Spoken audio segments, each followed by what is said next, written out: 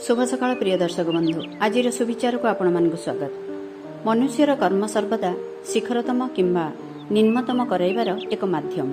जो व्यक्ति अलस न होई धर्म विद्रोही न होई कर्मठ होई ता जीवनर प्रतिटी कर्तव्य विषय सचेतन एवं अवगत होई पालन करे ता कर्म अनुଯାयୀ ईश्वर ही ताकु फल देइथांती।